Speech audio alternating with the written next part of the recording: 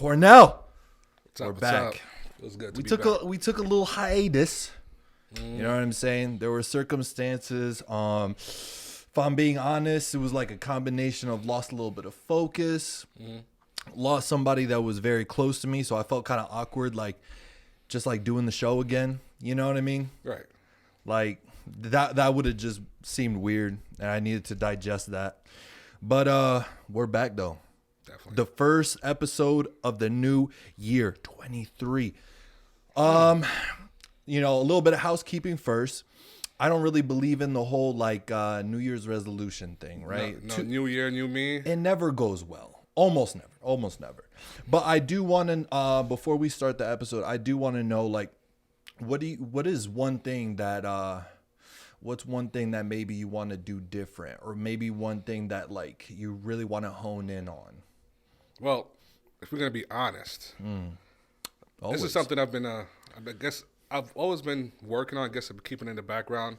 But as of about a month and a half ago, I've started taking like super serious, and that's just overall, personal health. Yeah.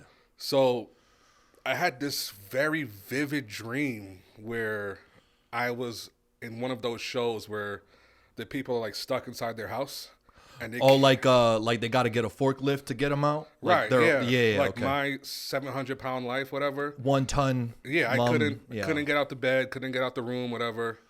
And it wasn't just me. Like I was next to somebody who was, I guess, equally as big as me, right? So it was just two fat people in a room. What kind of bed was that? Because was the double California King or something? Bro, or it wasn't even a bed. It was just like, I think it was like reinforced 10 blankets. floor. There's like just 10 blankets laid across the floor because we couldn't get into bed. And I was rationalizing it. I was like, not only have I let myself get this big, but the only person that would love me is this big as well. Yeah. And it's like, I can't do this, you know? I feel like people who like justify stuff like that might be like a modern day Romeo and Juliet. You know what I'm saying? Like, you obese, I'm obese. Well, love is love. But like love is love. So we're just gonna eat each other to death. Nah, bro. Nah, I can't do that. It was a bit too much for me. So I think I took it as a very eye opening a sign to like start taking better care of yourself because health is a common one. You know, overall health. I feel like it should always be. I don't think it should be like only a New Year's resolution thing. I feel like, at all times, know, of course, people love to say, oh, you could die at any moment, whatever. But like, okay, what if that doesn't happen? Like, what if you live to be like 85, right? Right. Somebody said this one time. They said, you can't help getting old, but you can help getting older. Right. And so like, it's not about negating the fact or like denying the fact that you're going to get old, bro. Like, we're all going to look like nutsacks one day. Right. But it's just, how do you want your nutsack to look? You know what I'm saying? Are you moisturizing? Are you going to the gym? Just the little things that you're putting, little pennies, little nickels, and then, in the end, you're going to have good results and stuff. I'd rather be a sexy nutsack. Of course, like, honestly, I hope everybody becomes a healthy nutsack. If I had to pick, Right. But, it's about... Because there are, like, good-looking nutsacks and not so good-looking nutsacks, right. Like, there's, like, they're all wrinkly to a degree, but then there's, like, the sagged, Right, ultra, the sag is just dropped and just dragging now. No, but you want, like, that plump, firm sack. Oh, like, that's what you want to go for. Definitely. I agree. Some substance in there, definitely. Right. Side note, now that we're talking about balls, and I just have to ask, how do you feel about balls in the pick? You know what I'm talking about. Is it in or out? Are you leaving it out the frame? Is it essential? Depending on the positioning. Like, okay. The angle? If the nuts are still positionally close to the rest of the subject, it's not too distant off, because if the temperature in the room is cool enough, the sack will pull up, be firmer and close. If it's too warm, the sack will loosen down. So it's too real. It has to fit the tone of the picture. Right. So what you're saying is set the temperature right. Set the temperature right. Yeah. And you can include the whole package. Boom. You know, unfortunately, I'm not freaking sponsored by Manscaped anymore. This would have been a great segue. Mm-hmm. But no, I agree with you. I'm a fan of leaving them in the frame, you know, showing the person that, hey, family means a lot to me. And basically presenting that in real life. You know, this is the future. That's deep. Yeah. That's a deep take on it. You know what? Wow. You know, so the main topic, right? Basically cuffing season, right? I feel like Valentine's Day is kind of like the peak. You know what I'm saying? Like the year has New Year's, but then cuffing season has the peak. And I feel like the beginning of the end of cuffing season is Valentine's Day.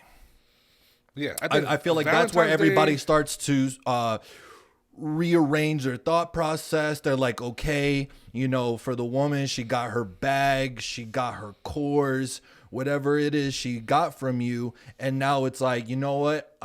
The thought is starting to thaw. All right. March is around the corner. And so see you later. Valentine's Day is more of the reward for surviving through cuffing season. I agree. Like, you know, she was with you when you got a little bit fluffier. She was with you for your seasonal depression. Right. You know, whatever the case may be. And I feel like that's the golden ticket, right? All roads lead to Valentine's Day. True. That's a reward. If you're participating in the cuff. Came through with the leggings and the boots all winter. treacherous you know, weather, especially if you're up here in New York. You know what I'm saying? You know, not all roads are pretty out here. Risking life and death sometimes. We've had quite a winter, especially further north. Well, this Buffalo. I was gonna say, like, Buffalo's different. I don't know if everybody's tracking. Buffalo has been. I was confused because it was like nice here, and then all of a sudden everybody's like, "Oh my God, Buffalo, third blizzard." I'm like, blizzard? You know, my sister lives up there. I had to like make sure she was good and stuff. But with that, right, with cuffing, with relationships, with all that stuff, a big component of that is loyalty, right? Everybody is just, you know, I kind of feel like these days, it's almost like we're playing musical chairs, right? And with every song is every passing year, less chairs, you know? And we're just trying to see how long we can play this little game. Unfortunately, I don't necessarily agree with it, but I don't set the rules, right? So that got me thinking about loyalty, and that got me thinking, you know, how can you possibly even determine somebody's loyalty? I mean, you can try to look at somebody, you can try to guesstimate. You know, I've heard a couple different, you know, things before I come up with what I came up with. What do you think is something that might be something that you feel like is a tell of their loyalty? If you're just meeting somebody. It's a very hard thing to do, but I've come to master this, especially if I'm now entering into it or think about courting somebody, whatever. Brutal honesty. Off the rip. You let them know that, listen, all right, I'm a cool guy. I'm willing to, you know, do whatever. But this is what I like. And this is what I'm into. Yeah. You can disrespect me Monday through Friday. Yeah. From X hour to Z hour. But outside of that. No. Right. But once you are in these parameters, because this is where I focus. This is the box. This is the box. Once we in this box, we good. And just whatever your quirks are. I mean, don't try to hide it. Don't. For example, a couple years ago, I was talking to this one chick, and I was just trying to mold myself, and like, okay, she thinks anime is weird for like weirdos, whatever. So I can't say I like going to Comic-Con. You know, I can't bring up certain quirks or stuff that I like, or a certain sense of humor that I like, whatever. Because you were falling into the trap that I feel like a lot of guys do, which is you're trying to impress somebody. You're trying to impress them because you want that puss. Exactly. But then, you know, what if I enter into this relationship, and next thing you know, I let it slip? Yeah. You know, she comes to the crib, and there's a I gotta explain why there's a white guy with blue eyes and golden hair, and I'm like, oh yeah, that's Goku. That's Yeah. And the next thing that's over. Yeah. Or she says something about anime and you took it super like emotionally and personal. Because that's how it usually slips, right? Right. Because guys will argue about dumb shit. Like our world could be crumbling, but we will literally sit there and have an in-depth conversation about who wins, Goku or Superman. Like that's I will men. put my lawyer suit on for anime in a heartbeat, Bro. In a heartbeat. Of course. Of know? course. You know, so as you said, right? Honesty, of course, right? That's one of the at the end of the day, you could probably boil down loyalty to that. And honesty. if they agree with it, then hey, all right, this is what they're into. Yeah. See how long they last. Loyalty. Another sign of loyalty that I thought about, that I feel like not a lot of people thought about, and maybe it's irrational, probably is, but basing loyalty off of job or career path. What has she chosen? Is thy maiden a wench?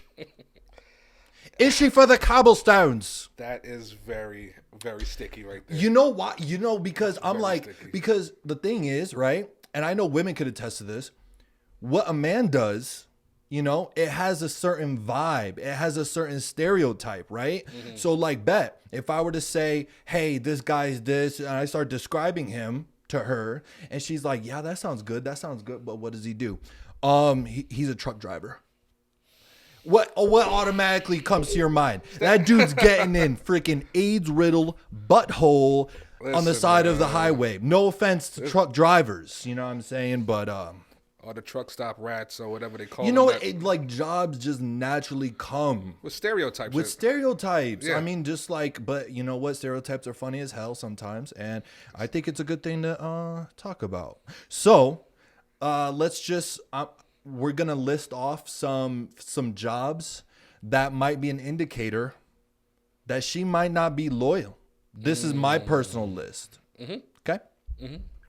This is not in any specific order. There's not like a peak disloyalty. Just something to look out for. Okay. Loyalty based off of her job. We're gonna start with Army, military, police. Actually, not just Army. I'm going to go across the whole board. I'm going to go Navy, Marines, Coast Guard, the whole military establishment, but specifically the military police.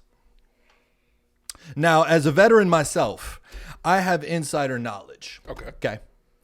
The reason why, besides the obvious, you know, what I observed, you know, what I observed out there in the military police streets, a lot of them, right? That is like a really good job. It's like a glorified job, you know, like you're in the military, but like you're a snitch. And like, yeah, if you go to the field, but you're not really in the field. You feel me? Like you're not really. It's an esteemed position. Of sorts. Yeah. I mean, you're basically, you know, in the military playing cop. You're not a real cop. And you automatically get this high and mighty vibe over everybody else. And I noticed that almost all of the women who joined, not many, there's a lot of them, but almost exclusively the military police women. I mean, damn. It's just like either a combination of Instagram. They literally, I think that a lot of them just joined specifically for Instagram. Just to flex. And tons of choo-choos. Yeah. You see, it's easier for them. Think of the ratio between men and women in the military overall. Right. Let's get that out the way. Right. So it's easy pickings. They have the choose of the entire field. It's like going to a Brazilian meat barbecue, bruh. Right. And then it's just brought out to you like a smorgasbord. And then the tons of guys in there who are fit, physically, they're rock hard cock. You know, they're not seeing their own significant others if they have it. Right. You're out there 6 months, a year, however long your deployment is. Yep. So and so's gone. And then the only one that's out there is the one riding around in that military cop car, you know? Uniform all pressed to body.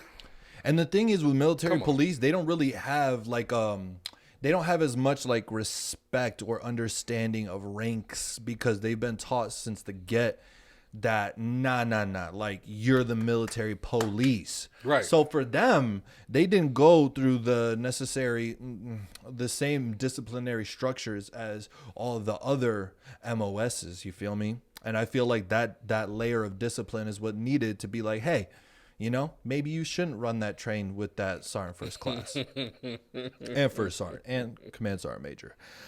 Not naming names. Okay. Bunker bunnies. What these Let's go next. Hotel front desk clerk, but specifically Quality Inn. Pyong pyong pyong. Oh. Disloyal. Yes. Okay. I can speak to this one. When I was in Amsterdam for a few months, I stayed at that student hotel in West Amsterdam. And I got there and I immediately fell in lust with the chick at the front desk. She was like all types of. She was like a 5'11" Viking goddess. Was she throwing the, you know, because I feel like as an adult, your hormones kind of go to a different level as soon as you enter a hotel. So you're already primed for sex, if that makes sense. You know, you got a random stranger coming in and cleaning up your stuff. You know, if you stay in multiple nights, you know what I'm saying? That maybe illegal citizen cleaning your bed sheets, right? And you're like, the things you can get away with in a hotel, right, are the things you wouldn't do in your own home. That's the thing, right? So you're on a field trip, right? So I'm on this 3-month-long field trip. You know, of course, I get time to snooze up to the front desk, and I'd say about 3 weeks in, you know, we're making little personal trips to the room, whatever, just, you know, checking to see if I'm staying okay. About the 5th weekend, that's when I learned to share the boyfriend. And I was like, oh, too bad for that guy, you know? Yeah. I'm here for the long haul. You know what I mean, you put in 5 weekends. Yeah, I put in 5 weekends of work. He might have put in 5 months, but you put in 5 weekends. I'm getting something out of here. I'm from round the way. That's what. I chose specifically Quality Inn because it's the middle. You know what I'm saying? Because if you go to like hotels, it's usually like an Indian dude, right? Or if there is a girl, she's probably like butt ugly, right? But then if you go to like the Grand Hyatt or something real classy, you know, they're gonna be stingy. They're not with that, you know. Whatever the case may be. I feel like Quality Inn is that middle ground of like fuck dudes who can afford the hotel, right? And they're there for their own reasons, but she's also there for her own reasons. And not all of it is for the money. And I feel like Quality Inn is like that very middle ground of like, yeah, we're going to fuck around, but this is like slightly classier than like, you know what I'm saying, Motel 8 or something. And it's one of the classier spots you can pick that still have short stays. Yeah. So they know what that business is about. Right. You know, once you go up a certain level, short stays just don't exist anymore. And then your chances of, you know, smashing the front desk just drops right off the chart. Very true. So that's why Hotel Quality Inn made the cut. Next, Walmart, third shift. First of all, don't even. First of all, it's not even. I mean, Walmart had to make the list. First of all, if you ever want to know exactly if you're thinking about moving into a neighborhood and you want to know exactly who are going to be your neighbors potentially, go to Walmart first. Don't go to Target because usually people who have common sense go to Target. Go to the Walmart. You want to know what the bottom is really looking like because you're only as strong as your weakest link. Right. So you want to see those links and maybe link. The whole hood works at Walmart, man. And I kid you not, bro. And the reason why I specifically mention third shift is because I feel like coworkers on third shift are a completely different coworker on first shift. Every third shift is completely it's got a different vibe. Because first of all, it's nighttime. Let's get that out the way. So you're already primed. Right? Now you're like, there's no customers. There's step number 2, right? Then number 3, you got men and women working together. Boom. Then, you know what I'm saying? You know they're hitting the the little pens in the back near the dumpster. You know what I'm saying? Going into work, racking all day. Just they know they could get all the work done in 3 hours if they really wanted to. But what are they doing instead? They're sneaking. Listen, that's if there's even work. Listen, I know a chick. She will not be named. Worked at this hardware store, a major chain, and the amount of time that they have to themselves. Crazy, overnight, bro. Especially if they're locked in. Oh yeah. Especially if you're locked in, you can't go anywhere for the next 8 hours. You will find all the blind spots, right? You would know all the managers that's just whatever. And at the end of the day, it's like Walmart. You know what I mean? If coworkers got caught fucking at Target, I probably would judge them a little bit harsher. Like, you should know better, Target. Target. Yeah. But Walmart, I fully expect quickies on aisle 3. Like that. Like, in my mind, it's happening constantly. I'm pretty sure a very light search, if you type in Walmart quickie, will just bring up. We'll just bring up a plethora of examples. I mean, I've seen it before. Those probably. I think those were during the day. I've seen it before. So imagine, after hours. And Walmart, they're not open 24 hours anymore. So. No. And I heard half of the cameras don't even work, and because they're not looking for shoplifters, they're not even peeping. Like, who's in the back security watching if there's no customers to shoplift? Half the cameras are. Well, I want to say half, but there's a good percentage of the cameras, especially the ones that are blacked out, the circle ones. Yeah, they're not real. Right. They mostly depend on like the person who walks around looking like a customer. Right. The narc. Right. Asset management, theft protection. Okay. Amazon warehouse worker, any shift. I don't know. I don't think so. You don't think so? I don't think so. Amazon. There's just too much going on. Yeah. They're too. Jeff Bezos got them working overtime. Too much, there's too much going on there. You can't even. You can't even sit down. Like, there's just, and the managers, maybe the managers, the higher ups, common employees. No. But the people. But you think like the managers are getting buns? Like, they're calling people up. I know. Yeah. I know they are. Yeah. I know they are. Because I feel like any work environment where it's basically like a slave shift, there's room for people to try to get an easy way out, if you know what I mean. So it's like this girl's toenails are bleeding. She's just fucking hating her life.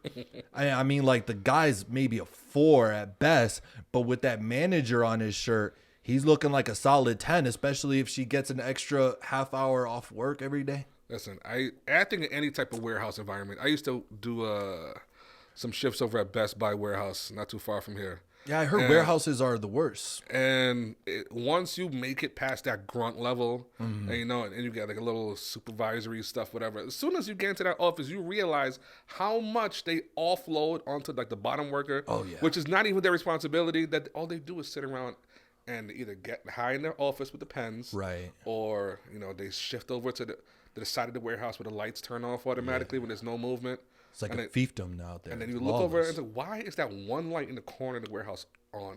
Yeah. Nobody's over there, right? Wrong. Right? Yeah. Wrong. No. Wrong.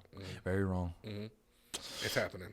Last, we're going to go with Burger King second shift. Once you see that black shirt with the red and the tan and the green, it's a wrap. Second shift, and particularly. I done slid me a Burger King girl or two, so. It's just something, I don't know what it is. It's just something about the shirt that screams to me, you give the Gluck 3000. It's just something about that uniform that says, I could care less.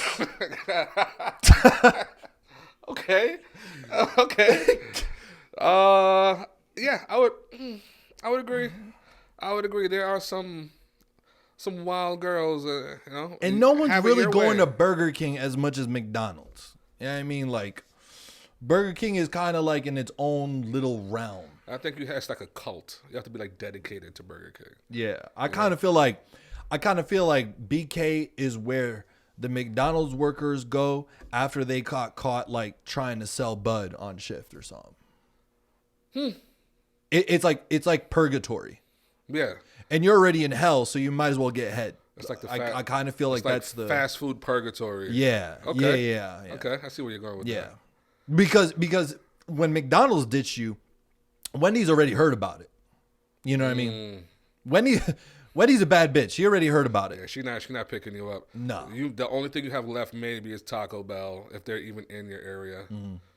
Yeah. But yeah, man. Like I said, bro, it's just something about the uniform that just screams to me like you smoke lots of pot and you give lots of head, and that's just maybe it's irrational, maybe it's unfair, but I could care less. It's just, I could attest to some of that. Yeah.